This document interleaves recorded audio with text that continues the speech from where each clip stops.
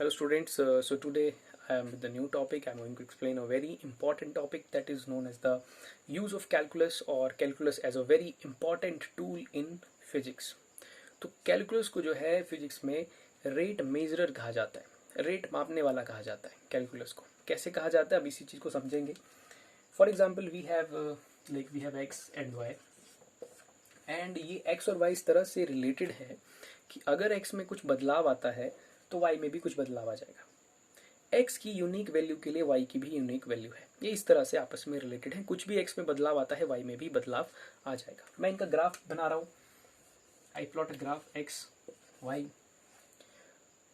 I consider that कि इस point पे मेरी वैल्यू है x में x एक्सिस की तरफ को मैंने जो है x को प्लॉट किया है और y की तरफ y एक्सिस की तरफ को मैंने y को प्लॉट किया है. So at some value of x I should have one value of y also, जिसकी वैल्यू मुझे यहाँ मिल जाएगी.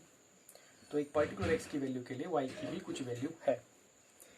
If there is a change in x and x changes by an amount, let us consider that x जो है delta x amount से change हो जाता है और ग्राफ यहाँ पहुँच जाता है आपका. तो अगर x में बदलाव आया है तो y में भी बदलाव आएगा. तो late us consider that y changes by an amount delta y और वो यहाँ पहुँच गया. तो ये हो गया डेल्टा x का चेंज x में, ग्राफ यहाँ पहुँच गया. और ये हो गया y में डेल्टा y का चेंज. तो ये वाली चीज़ होगी आपकी डेल्टा y, ये वाला फैक्टर हो गया आपका डेल्टा x और ये हो गया डेल्टा y. मैंने पहले इनिशियल पॉइंट को a माना है, दूसरे पॉइंट को b माना है. मैं चाहता हूँ यहाँ पर रेट ऑफ चेंज की कैलकुलेशन करना. तो जैसे हम देखते हैं कि what is the rate of change between point a and b, कि कितना रेट ऑफ चेंज हुआ है ग्राफ का a से b में पहुँचने तक, या a से b की जो हम प्लॉट कर रहे हैं यहाँ कितना रेट ऑफ चेंज है. So what is the change in x, that is delta x. What is the change in y, that is delta y. So rate of change in y is delta y by delta x. ये हमारा rate change है. This is the rate of change. But अगर हम इस graph को ध्यान से देखें, ये ग्राफ कुछ इस तरह का चल रहा है. अगर हम इस ग्राफ को ध्यान से देखें तो पॉइंट b पे स्लोप कुछ ज़्यादा है in comparison two point a. It means ये जो हमने रेट ऑफ चेंज निकाला है ये प्रिसाइज नहीं है, क्योंकि ए पॉइंट से बी पॉइंट के बीच में भी रेट कुछ वेरी कर सकता है. क्यों कर सकता है हमें दिख रहा है, क्योंकि जो स्लोप है ए से बी तक वो यहाँ कुछ और है, यहाँ कुछ और है, यहाँ थोड़ी ज़्यादा है, यहाँ थोड़ी कम है. तो रेट ऑफ चेंज अलग अलग पॉइंट्स पे अलग अलग हो सकता है. Okay, so this value is not so precise. So precise value हम कैसे लाएं, प्रिसाइज वैल्यू हम कैसे लाएं. अभी हमारा जो इंटरवल था, जो चेंज था x में, वो डेल्टा x था और जो y की तरफ का चेंज था वो डेल्टा y था. Means our interval is like delta s, our interval is like delta y. हम कह रहे हैं कि ये चेंज है, जैसे आप a से b तक जाते हो, यह जो रेट ऑफ चेंज है वो delta y by delta x है. लेकिन वहीं पे हमारे दिमाग में आता है कि ये चेंज प्रिसाइज नहीं है, क्योंकि ये a से b के बीच में भी चेंजेस है. Different rate of change a से b के बीच में है. तो वो निकालने के लिए हमें क्या करना पड़ेगा, हमें अपने इंटरवल डेल्टा x, मतलब जो चेंज x में हुआ है, उसे बहुत छोटा लेना पड़ेगा. इतना छोटा लेना पड़ेगा कि मतलब आप जीरो के पास ही पहुंच जाओ. मीन्स जो delta x should approach towards the zero. मतलब अगर ये इंटरवल डेल्टा x बहुत छोटा होगा तो बेसिकली आप बात कर रहे होंगे एक पॉइंट की ही, कि इस पॉइंट पे कितना रेट ऑफ चेंज है. तो तब आप एक प्रिसाइज रेट ऑफ चेंज निकाल पाएंगे. So in mathematics we represent that change as dy by dx. Okay, तो हम अपने इस वाले रेट ऑफ चेंज की इक्वेशन लिखेंगे dy by dx is equal to delta y by delta x, and where delta x is approaching to zero. Zero approach करने का मतलब कि हमारा जो चेंज है x में, हम बहुत छोटा चेंज ले रहे हैं. मतलब हम एक पॉइंट की बात कर रहे हैं कि इस पॉइंट पे रेट ऑफ चेंज क्या है. तो हम ज़्यादा प्रिसाइज बात कर सकते हैं. अगर हम इंटरवल a और b का देख लेंगे तो there is a slope, different slope, अलग अलग जगह पे अलग अलग है. So we can not reach a precise answer. So अगर आपको रेट ऑफ चेंज बहुत एग्जैक्ट और बहुत प्रिसाइज फाइंड आउट करना है तो आपको अपने इस डेल्टा x को जीरो की तरफ अप्रोच करना पड़ेगा. मतलब बहुत छोटा लेना पड़ेगा, जीरो नहीं ले लेना है, अप्रोच करना है जीरो की तरफ. Like it should be very close to zero, means it should be very very small. So इस तरह से आप रेट ऑफ चेंज निकालेंगे. और एक चीज आप ध्यान से देखेंगे, अगर if this angle is theta, if this angle is theta, तो स्लोप का एक और फॉर्मूला भी होता है, स्लोप का एक और फॉर्मूला भी होता है। अगर हम यहाँ पर टेन थीटा निकालें, सिंपल, अगर आपके पास एक्स और वाई में ग्राफ्स होते हैं तो आप उसका स्लोप कैसे निकालते हैं, y2 minus y1 upon x2 minus x1। अगर आप इस ग्राफ से टेन थीटा निकाल लें, वो भी आपको y2 minus y1 upon x2 minus x1 ही देगा। Tan theta is perpendicular upon base, तो वो भी आपको y2 minus y1 upon x2 minus x1 ही देगा। तो इट मीन्स आप dy बाई dx को टेन थीटा भी ले सकते हैं, एक ही बात है। dy बाई dx और टेन थीटा इस ग्राफ का एक ही चीज है, दोनों ही आपको जो है स्लोप के बारे में और रेट के बारे में जानकारी दे रहे हैं, दोनों ही आपको रेट ऑफ चेंज के बारे में जानकारी दे रहे हैं। तो किसी ग्राफ में अगर आप टेन थीटा निकाल लेते हैं तो it means you are just able to calculate the rate of change और रेट। नाउ एक और इम्पॉर्टेंट एस्पेक्ट है कैलकुलस का, जो कि है मैक्सिमा और मिनिमा निकालने का। Okay, I am just again plotting a graph, एक और ग्राफ जो है यहाँ पर बनाने जा रहा हूँ।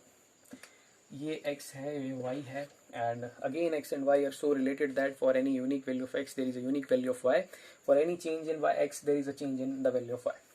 कुछ इस तरह का ग्राफ मैं इन दोनों के बीच में बना रहा हूँ, कुछ इस तरह का ग्राफ मैं इन दोनों के बीच में बना रहा हूँ। अगर आप ध्यान से देखेंगे y की मैक्सिमम वैल्यू कहाँ है, y की मैक्सिमम वैल्यू है यहाँ पर।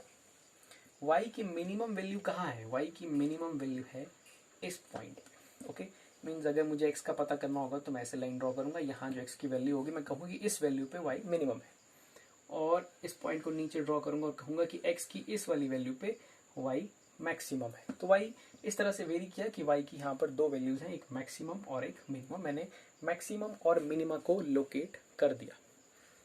अब हमें देखना है in terms of differentiation. So differentiation क्या होती है, या रेट ऑफ चेंज क्या होता है, वो होता है स्लोप। ओके, आप यहाँ पर स्लोप बनाने की कोशिश करें। किसी पॉइंट पे अगर आपको स्लोप निकालनी है तो आपको उस पॉइंट पे टेंजेंट ड्रॉ करना है, you are being able to get the slope. So मैंने इस पॉइंट पे, मैक्सिमा के पॉइंट पे एक टेंजेंट ड्रॉ किया, I draw a tangent there. Minima के पॉइंट पे भी मैंने एक टेंजेंट ड्रॉ किया। अगर आप केयरफुली ध्यान से देखेंगे तो मैक्सिमा और मिनिमा के पॉइंट्स पे स्लोप नहीं है। स्लोप का मतलब होता है ढलान, यहाँ कोई ढलान नहीं है।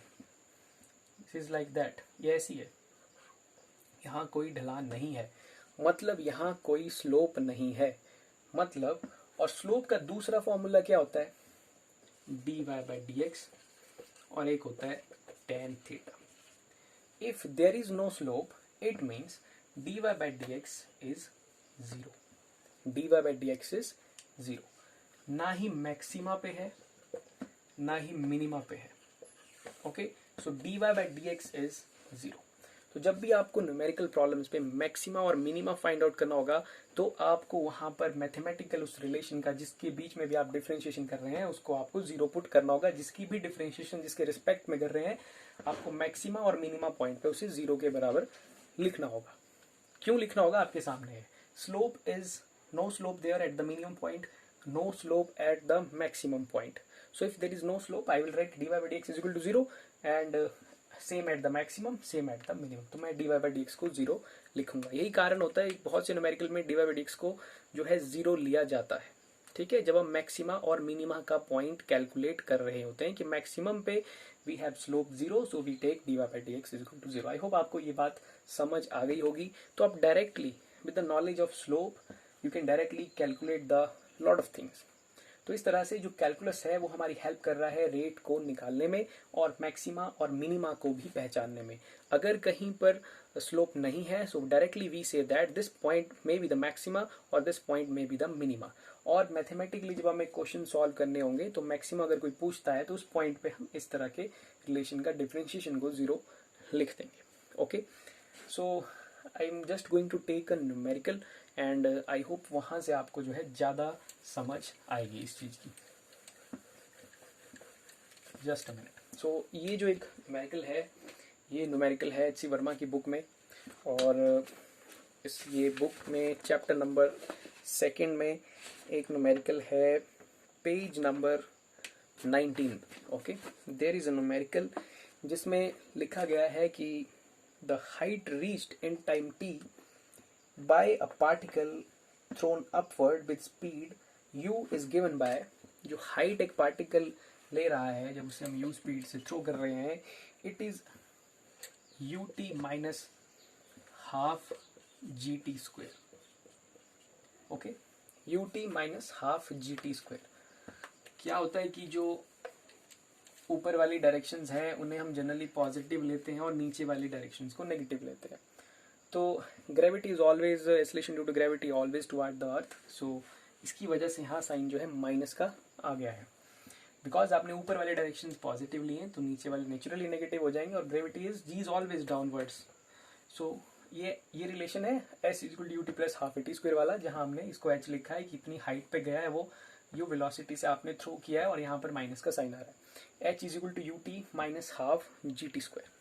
सो आपसे पूछा गया है, जी को आपने 9.8 लेना है, आपसे पूछा गया है कि मैक्सिमम हाइट तक पहुंचने के लिए उसको कितना टाइम लगेगा, मैक्सिमम हाइट तक पहुंचने के लिए उसे कितना टाइम लगेगा। तो हम यहाँ पर डिफरेंशियल कैलकुलस की टर्म्स में इसको करेंगे और समझेंगे कि कैसे इसको डिफरेंशियल कैलकुलस की टर्म्स में किया जाता है। Okay, so now differential calculus की टर्म्स में समझते हैं कि मैक्सिमम हाइट पे जाने पे, मैक्सिमम हाइट पे जाने पे जो मैक्सिमा का पॉइंट आ जाएगा, मैक्सिमा के पॉइंट पे अब ये ग्राफ किस किस के बीच का बनने वाला है, ये बनने वाला है एच और टाइम का।